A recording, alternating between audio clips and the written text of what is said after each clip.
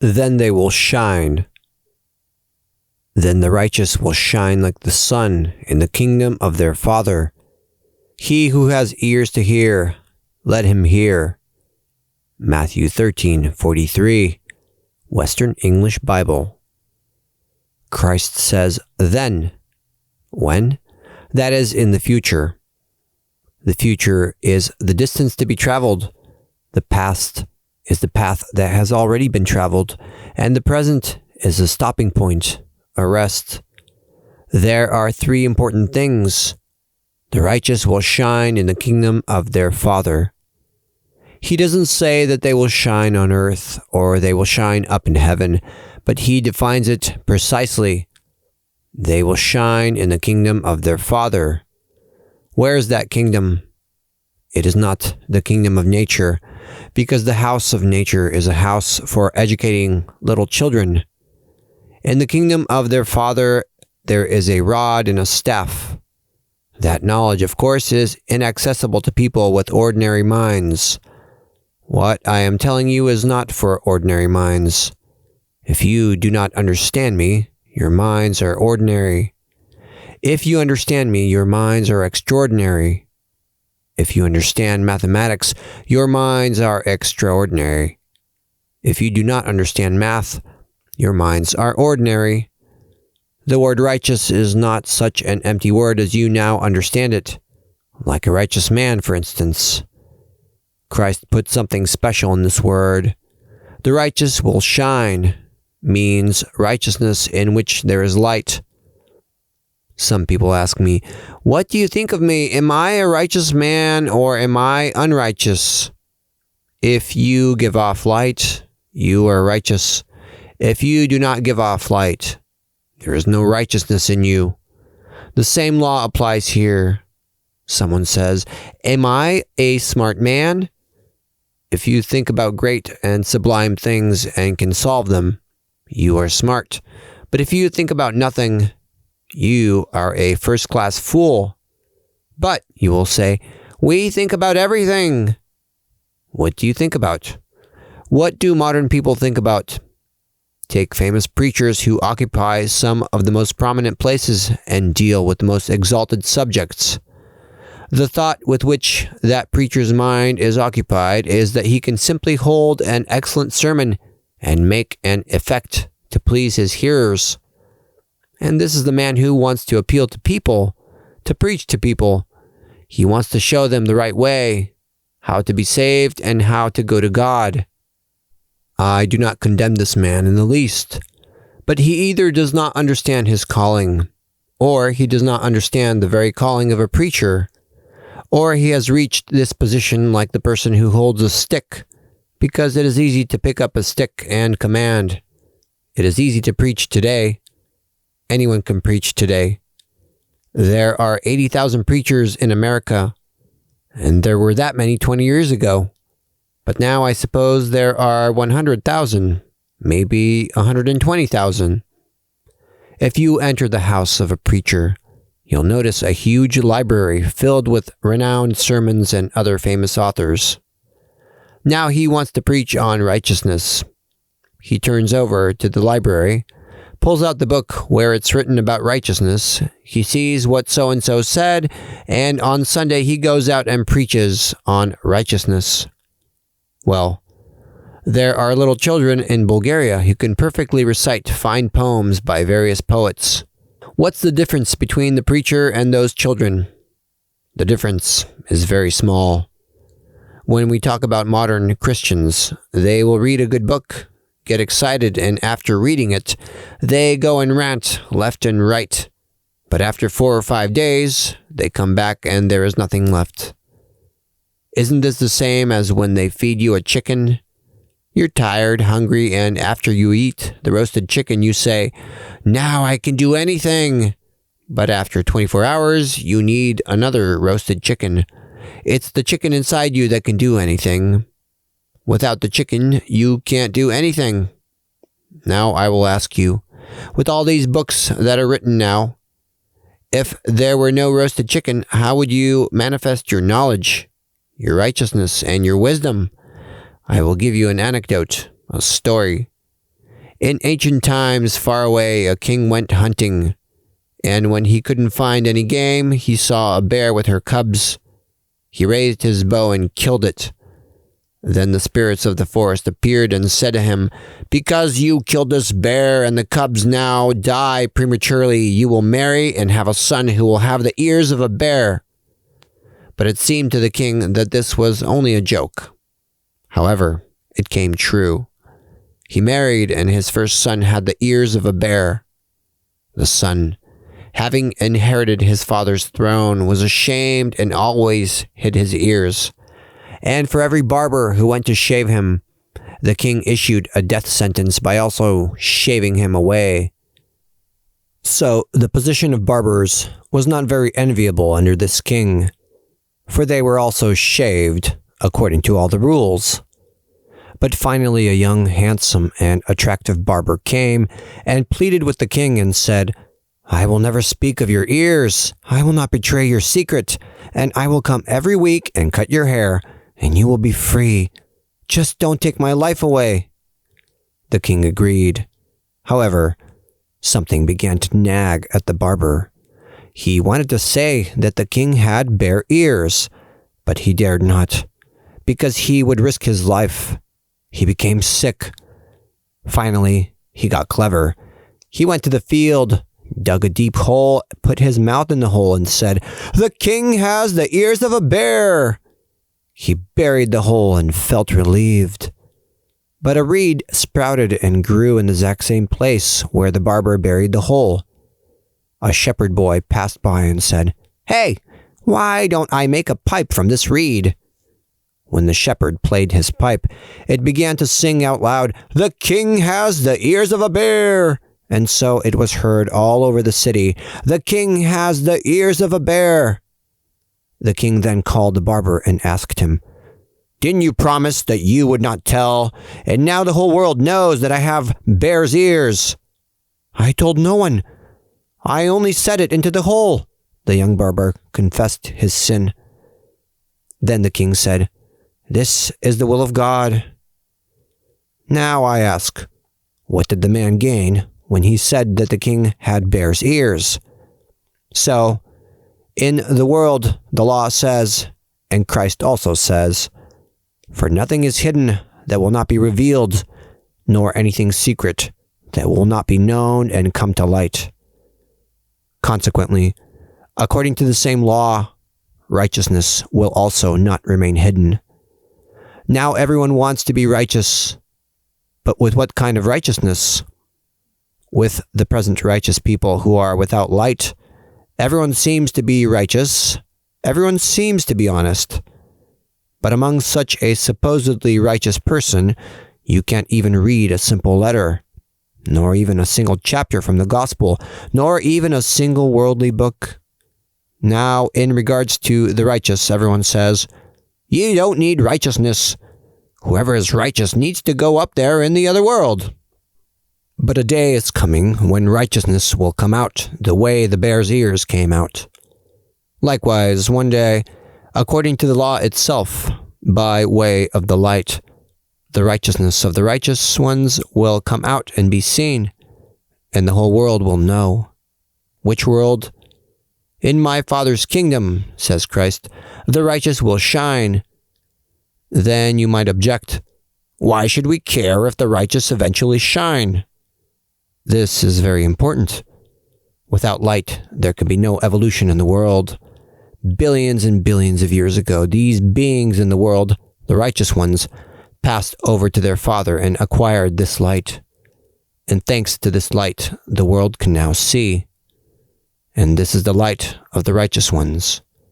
Who are the righteous? The holy angels, the servants of God, who have become enlightened and now shine. And consequently, the current light is an outburst of this righteousness. And if they cease to shine and live in righteousness, everything on earth would end along with us.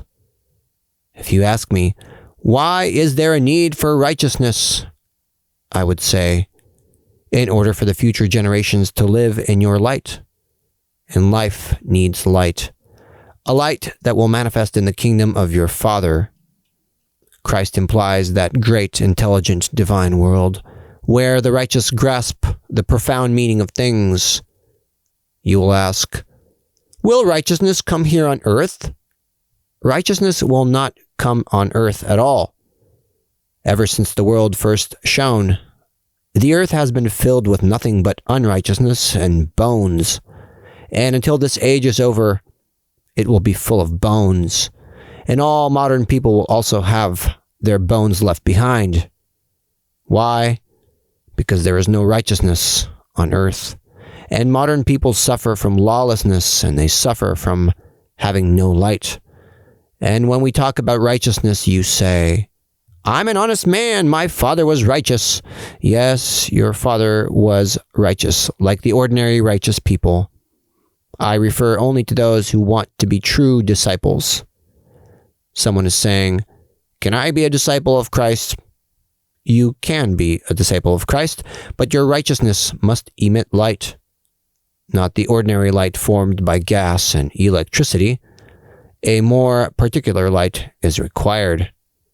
If it's like electrical light, it can be acquired easily. If it's like gas, even more easily, as well as from wax. The light that proceeds from righteousness is the essence of that light which gives life. It is the light which carries life itself. And I will tell you again, you cannot perceive this light unless you have love. Now you will say, hey, you deafened our ears with this love of yours. No, you haven't felt love at all yet. You still haven't felt love. You haven't even felt the preface of love. God is love. This is the science of the future, of the sixth race. Love will manifest in the sixth race. And there's a part where Christ says, I will manifest myself to them. To whom? Those who are righteous and who will shine forth in the kingdom of their Father. Love will manifest to them. Consequently, love cannot manifest to a person in whom there is no righteousness. Do you think that your beloved who comes to you and for whom you are preparing a trap will manifest his love? Never. Do you think the Lord will make such a mistake? That Christ will indulge in such weakness to manifest himself to you who cannot stand even the smallest trial in the world? Never. The evangelists say, Christ made himself manifest to us. In order for him to manifest, the righteous must first shine. I know that most of you will say, but when will we shine? In the future. That's the law. When you are righteous, not righteous in the ordinary sense. Righteousness is a quality of the human soul. Every soul is born to be righteous, and from the very beginning it was righteous. Acquire this quality, that inheritance of yours that is given to you, to be righteous. Every soul has to be righteous. Why? So that the great light may come out of it. And once you have that righteousness and light, love will manifest itself to you. I ask those of you who are listening to me, have you already put on your best clothes, dresses, feathers, and gloves? When you put on the best clothes, on Easter, when the light is the strongest, when it becomes dark, you say, one can even walk around in tattered clothes. And when one of you wants to be beautiful and wise, it is understood that he must live in that divine light. Now I will give you 2 rules for righteousness. In the distant past, this is an occult story, it is presented mystically between the Tamars, a distant people of whom there are no remnants now, and another people, the Venzi, the son of the Tamar king. Tamar was his name. He went to the kingdom of the Venzi to follow and pursue his studies.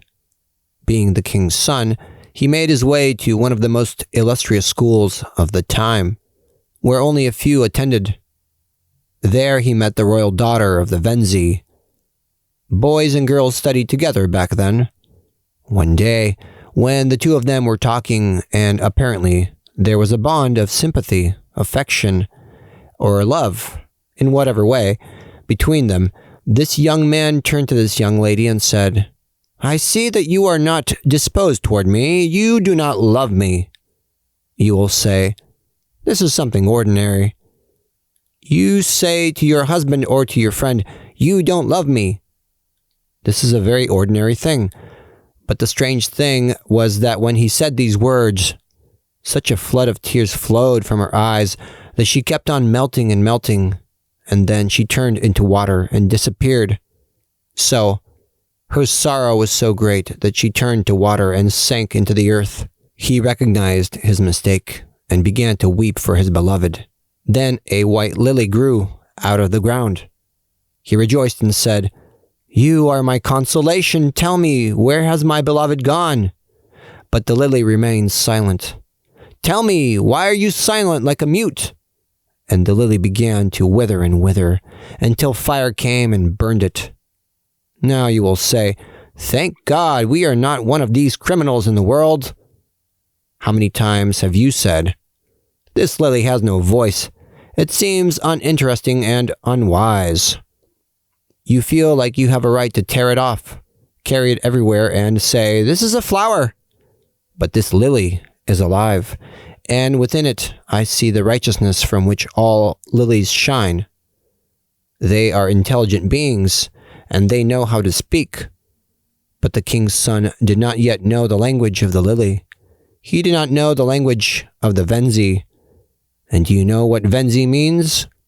Union with God, or union with Him, or, as the Eastern peoples say it, what do they say? A word in which the soul is absorbed, immersed in the deity. Ah yes, nirvana. Someone will say, "How can I be absorbed in God?" Not absorption as you think. If you enter through some nice door into some nice palace, it is absorption. You will lose yourself inside, but you lose yourself that you may understand the great secrets that are hidden in it. And one has to enter this divine world to be able to understand the profound meaning. Only in this way will this person understand why he came down on earth. Consequently, a righteous person will never say, "You don't love me." A righteous person never has the right to say, "You are a sinner." But you will object, "Won't the Lord judge the world?" But the world is being judged even now. If I strike a match and there are two candles, and one is lit and burns while the other one doesn't burn, the sentence has already been passed. I will say, one candle burns and the other one doesn't burn. Why? There must be a reason. Perhaps there might be something in the wick, or perhaps maybe there is something in the wax itself. But there's always a reason. When I say this, I understand that all other people can be righteous and give off light. And a soul that doesn't want to shine is a soul that struggles with God. One of the prominent representatives of Israel, Jacob, had such a struggle. Upon returning to his father, he wrestled with God all night. Finally, this unknown man pushed him in the thigh, and he became lame. Now you're all wrestling with God. You want to force him to give you everything in this world that you want. I say, has there ever been a time when God did not give people what they want? There has never been such a time. We are the most wayward and capricious children. Since time immemorial, God has constantly sacrificed himself. We are living in his life. We are all freeloaders. Do you understand? We are freeloaders, and thousands upon thousands of beings give their lives to us. The grains of wheat give their life. The cherries, the walnuts, the chickens, the ducks, the lambs, the calves, and the like. Everything in the world gives its life. For whom? For those freeloaders who have a particular opinion that everything must be sacrificed for them. But they don't sacrifice themselves for anyone or anything. And sometimes, when we do a good thing, it is a sacrifice from our surplus. You have a boiled chicken, you keep it for a few days, and when it spoils, you throw a party for someone and say, "You should know that I did something good for you." You have 100 to 200 laborers who work for you. You pull out 100 to 200 leva and say, "You should know that I'm a righteous man." You write an essay one day, but do you know how many professors struggle to fill your head with this knowledge? You say, "It's from me." Nothing is from you. Tell me something good that you yourselves have done. Let a preacher come and say, "I did a good thing." That's how it stands. But I'm referring to a new philosophy, and as a consequence, the person who wants to be Christ's disciple must free himself from all the delusions of this old culture that brought all the debauchery, which destroyed all the relations between brothers and sisters, which has corrupted both fathers and mothers. And the contemporary world has become rotten.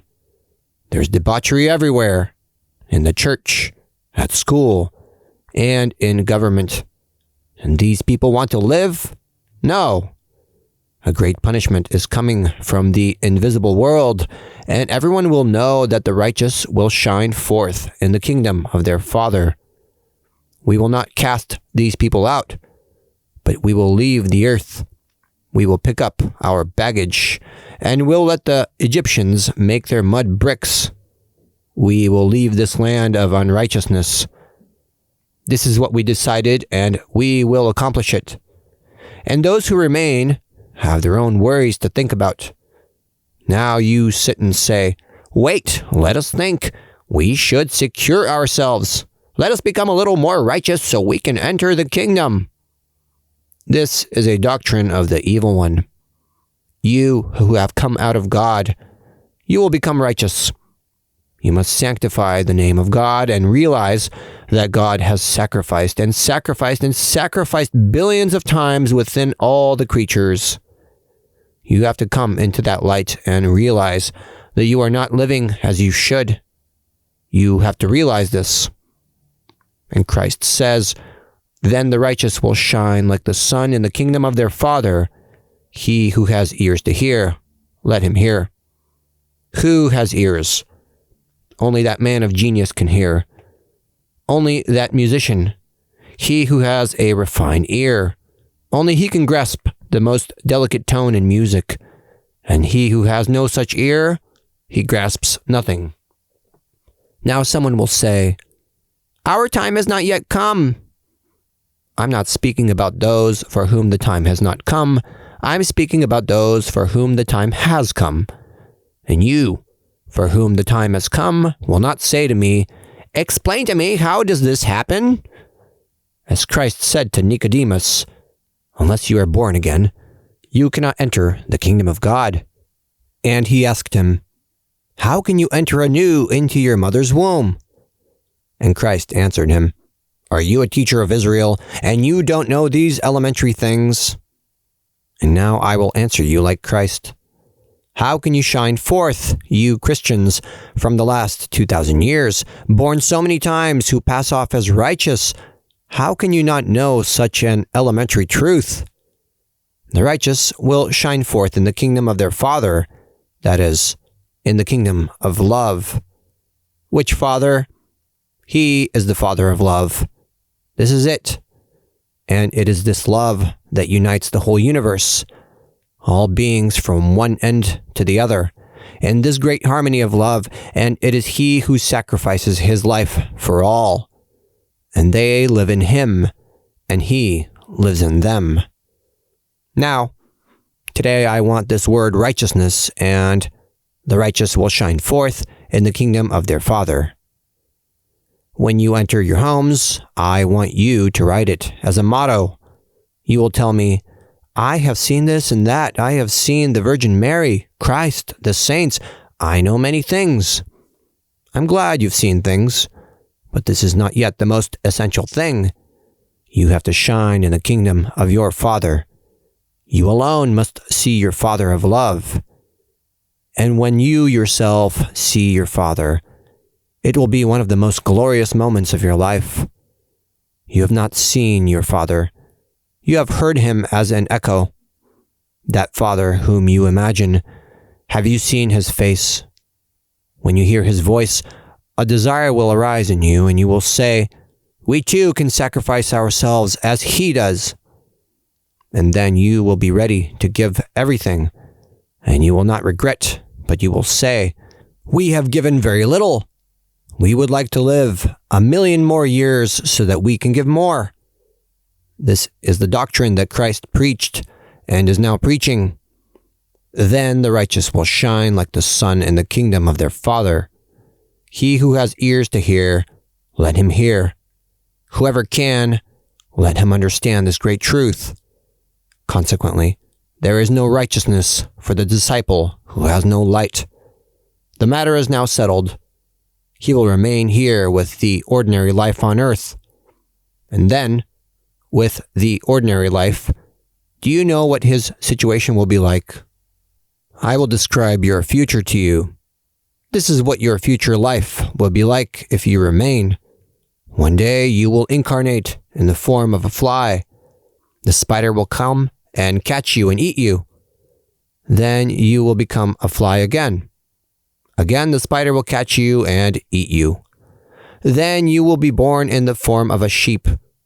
The wolf will catch you and eat you. You will incarnate into a chicken. They will catch you and eat you.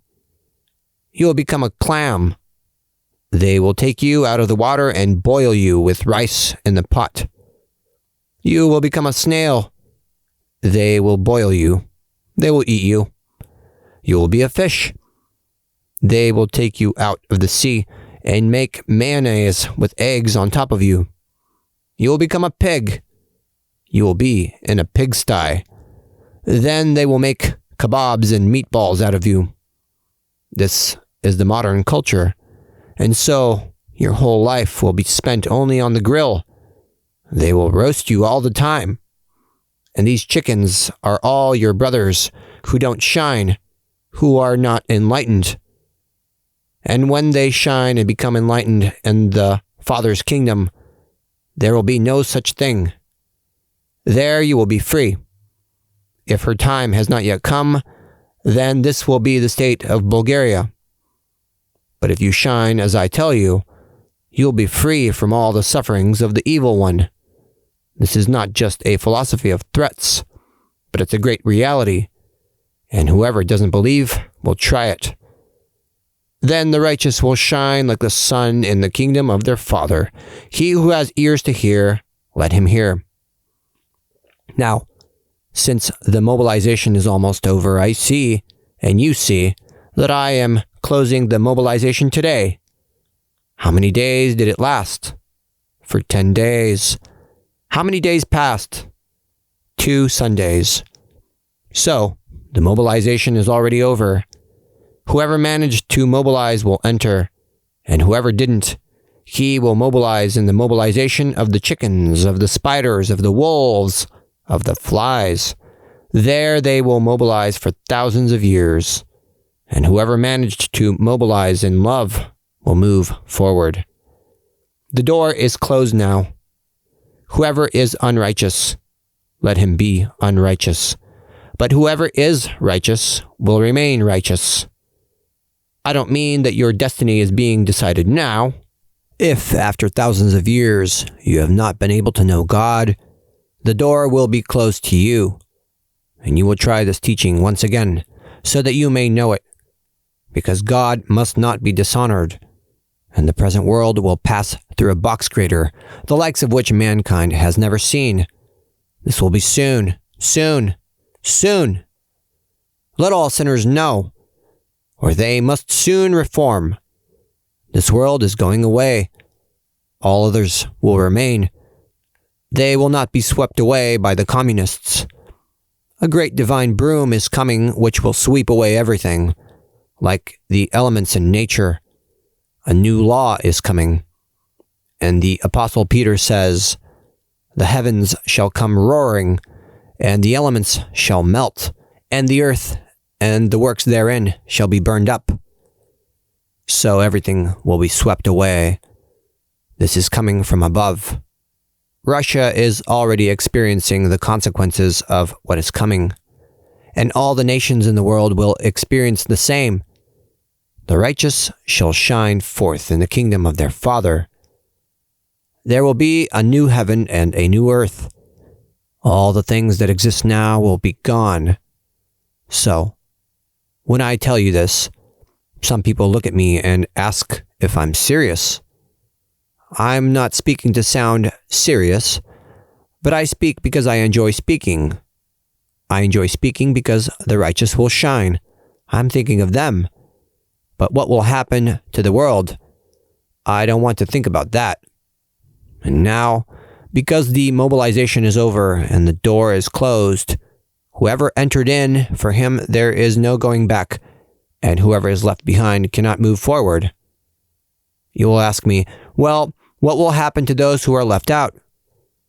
We only want to know what will happen to the righteous, and what will happen to the sinful is not part of our program. We don't deal with people's debts. We deal with rich people. We need the righteous because they have the means and the light. Let's use that. Why do we need those poor people? You should support the future culture. You should open your cash registers. We talk about a positive culture of the righteous, and we don't utter a word about the sinful ones. He who has ears to hear, let him hear. Now you will ask the question, what occult law is there for us to understand here? This is the occult law.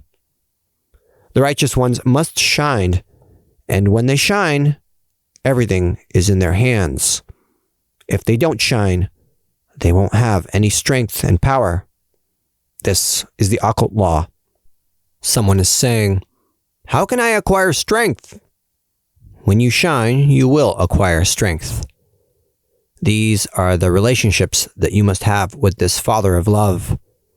Do not understand this to mean that he's ever so soft. Do not understand love in the same sense of softness. Love is gentle, but it is not soft. Soft means unstable, and love is a great force. It's so steadfast and it never changes. It is gentle. Consequently, sufferings arise for those people who cannot perceive love. That's when the greatest sufferings are born. All those who oppose love, for them the most terrible fire from hell is born. And when they oppose love, they create this fire of torment for themselves. They are tormented because they do not perceive love. And when they oppose, they will become most unhappy. And when they perceive love, they will become the happiest.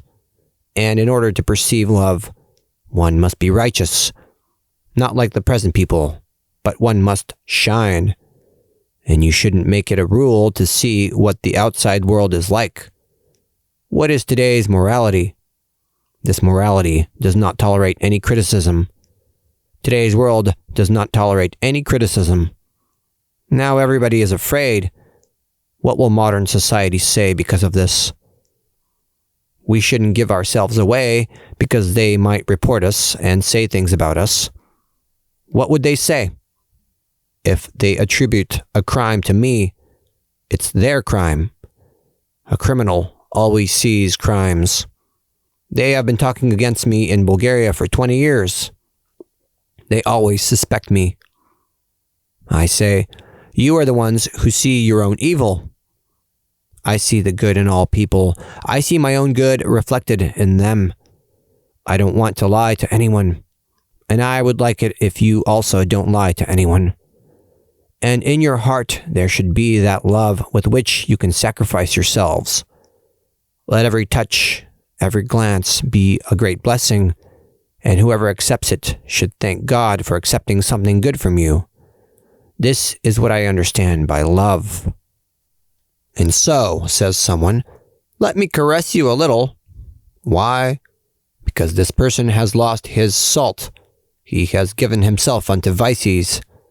He wants to step into the water to wash himself. When you love, you shouldn't bring your dirty water into the other basin. When you love, purity must come together with purity. The wise must come together with the wise. This is the kingdom of God. This does not in the least imply that sinners and the righteous can live in the same place. This cannot be. The one who loves and the one who does not love cannot live in one place. I see that such a person has no love in his soul at all. Why is there no love? Because he thinks only of himself. You say, the Lord gave this thing to that home, but he didn't give anything to me. You are committing a crime. The Lord gave you everything, and you should be thankful that he didn't give you something. Otherwise, you would be like a loaded camel. You have nothing. You're not loaded. At least you're not loaded. Don't think that by being loaded, you're more than others. A rich man is always loaded. A man with many houses is a man who is loaded and burdened. A burdened man brings some good to this world, but only if he is aware of it. And so, these righteous ones must shine. All of you must shine now, not in the ordinary way where you try to understand which church Christ is in, not in the ordinary way at all. The point is for you to shine now. And when you shine, then the future culture will benefit from your enlightenment. I would like to know these people. How many people signed up for the mobilization in the last 10 days? Do you have knives? A knife is the word and the spirit. The spirit will be pure in you. Your tongue must be gold. Your tongue needs to be gilded. What I understand by this tongue is imbued with divine wisdom. Someone who speaks wisely, and no unclean word must come out of your tongue. From your eye, no evil look of lust or carnality or covetousness must come out. All this must be pure, pure, I say. When you look at someone, he should feel joy. He should feel that his soul is being lifted. Now, when a young woman looks at the young man, she says, "Oh, that one with his black eyes, he burned me." The young man looks at the young woman and says, "Oh, that one with her blue eyes, she burned me." Everyone is always burning each other. This is not the fire of the righteous. This is the fire of sin that smolders and burns. These are people who are struggling with God. The only power that obeys no law is love. You can never drive it out. You can do anything with it. Love is a force that obeys no law. It will always bind you, but you can never bind it. And whatever ropes you tie it with, it is free. It melts everything. This love is now entering into these righteous souls to enlighten them. We will not leave the sinners, but they must prepare themselves. In the world to come, we must give to them out of the surplus of our labor and wealth, that these fallen souls may one day be enlightened and shine. However, they will not shine now, but in the distant future. This is how the matter stands. So to those who are left, to them also I give hope that they too will shine, but only after passing through all the rules of education. And when the day comes, they will say, "Mobilization," and all of them will get in. And now, from the invisible world, they will see what a turnout there is for the draft, how many righteous people there are in Bulgaria during this mobilization. In the invisible world, they know how many draftees the Bulgarians can spare, how many of their sons they can give to help in what is being done now. This is a stamp, and I would be glad. I don't know how many there are yet, but if there are many, it would be an asset to the Bulgarians. But now, I don't know how many there are. Only that in this mobilization, these are men, women, boys, and girls, and children of all categories. It's not the way it is here, where only the young are called up. In this mobilization, there are people from all walks of life. This is how it is. Some of you are smiling. You see, you have already entered the mobilization. He who has ears to hear, let him hear. Now, it's about time you apply love as a fire that constantly burns. Or open your hearts to this love, to divine love. I'm not talking about human love. This love is a gentle fire which, when it enters, will bring peace into your spirit, light into your mind, strength into your hands and feet and will remove all your infirmities and pains. My back hurts here, it hurts there. The person who is mobilized cannot say that he hurts somewhere, but he will say, I'm already mobilized. When a devil comes, you will say, do you know that I'm mobilized? You have rheumatism. If it hurts, say, I'm mobilized. Your stomach hurts. Say this, and all the diseases will disappear. There are no diseases for the ones who are mobilized. He who has ears to hear, let him hear. Righteousness is the foundation upon which love will manifest in the future, and it will enlighten all human souls. And so, in this righteousness that you are entering, you must all unite your light, just like the sun's rays. Then, as the soldiers gathered together from all sides and formed platoons, companies, regiments, divisions, and so on, all uniting their forces, you must do the same according to the same law. The mutual light that goes out from all of you, you will transmit it to this world. There will be warfare. Bang, bang. There will be so much artillery fire. It is a very fine machine gun fire. When you transmit it, rat-a-tat-tat-tat, nothing will remain. And I wish both men and women to be brave and determined. Whoever is righteous, and whoever shines once, there are no bullets that can strike him. He is immortal. 100 bullets may be fired at him, and he will remain unharmed. I will give you an example. It happened in a foreign country. There were two friends. One was a lawyer, and the other one was a medic, a prominent doctor. The doctor said to his friend, I am a fearless man. I'm not afraid of anything. I have 2 revolvers. Whoever bothers me, I fire a bullet. They stopped at a hotel. His friend, the lawyer, being more cunning, took all the bullets out of his cartridges and left the revolvers back under his friend's pillow. The lawyer put on a white hood at night and appeared before his comrade. The medic pulled out his revolver and shouted, Hey, who's there? And he fired his bullet. But the lawyer reached into his pocket, pulled out a bullet, and threw it back into his friend's bed. And again he continued shouting, Stop! And he fired a second bullet as well, and so on, until he had gone through all the rounds. And his companion threw back all the bullets. So eventually the doctor died of fright. His friend went to see what happened, and what did he see? His friend ended up shining out of fear. Such is the situation of the righteous man. When a bullet is fired at him, he catches the bullet and sends it back. But whoever fired the bullet dies of fear. Bullets don't reach us, so we are not afraid of the devil's bullet. These bullets are for those who can throw them, not for us. And so, remember the verse, Then the righteous will shine like the sun in the kingdom of their Father. He who has ears to hear, let him hear. This is the present message of Christ who is now speaking to you. This is the new teaching. This Christ doesn't belong to either the Orthodox or the evangelical churches. There is only one of these Christs in the world. There should be absolutely no ambiguity when it comes to these matters. He is the Christ of love, of the manifested love and righteousness that shines and enlightens those who love him. Lecture held on the 23rd of October, 1921, in the city of Sofia,